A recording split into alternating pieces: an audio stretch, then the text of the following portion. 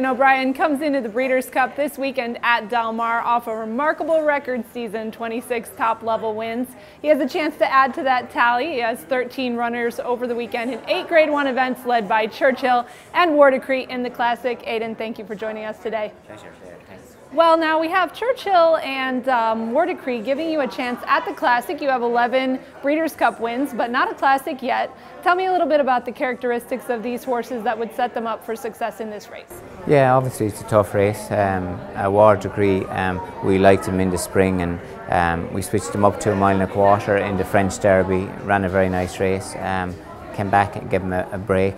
Then had his most recent run was in a 1.25 miles Group 3 in Dundalk on an artificial surface. Won very nicely, but obviously it's a big step up today, and obviously a lot of different. There'll be a lot of different scenarios than he did then, but we're very happy with him. Churchill, obviously we always thought the world of him. He won 2 guineas.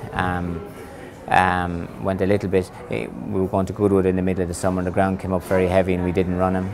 Then he went to York and the ground came up soft again just a couple of hours before he ran, so we ran him, but ran a very good race. Went to Leopardstown, didn't have a clear run in his race, and then went to Ascot his last time and still didn't have a clear run in the last 2 furlongs, but he's in good form since, and we're looking forward to seeing him run.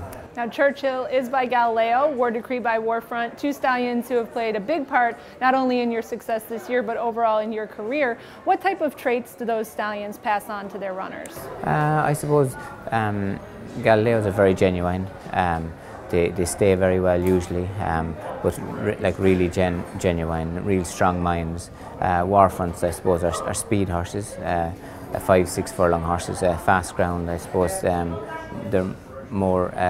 I suppose a lot more Warfronts have ran in America than they would have in Europe, but 2 very good stallions. Obviously Galileo is an unbelievable stallion, really. And you have Highland Reel coming in to defend his Breeders' Cup turf title. He's a fan favorite. He obviously likes the ground here in America, doesn't he? Yeah, he does.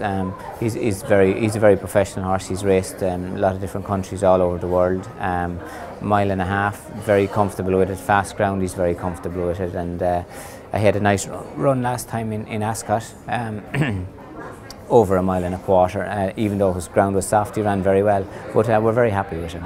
I was going to say, being a world traveler, what type of characteristics make him able to do that, to take those trips? Yeah, I suppose he's obviously by Galileo, so he's a great mind, a great constitution. He's very adaptable. So I suppose that's what his main ones are, I think. And one of the main news bulletins this week was the decision to run U.S. Navy flag in the juvenile, run Mendelssohn in the juvenile turf. Tell us about what went into those decisions with those specific horses and a little bit about them. Yeah, I suppose we were trying to split them up really. Mendelssohn is not as experienced as U.S. Navy flag, so he ran a very good race in the Dewhurst last time. We were very happy with it and stepped up a lot from his run before that. And we think and hope that he hopefully will step up again. US Navy flag is very experienced horse. He's danced every beat really through the whole year, and we've stepped him up to 7 furlongs the last time and got that very well. So in an ideal world we'd like to have a little look for next year whether he's going to get a mile or not. Obviously we wanted to split them up, so we just thought it wouldn't be fair for Mendelssohn to go onto the dirt when he's starting to progress the way he is.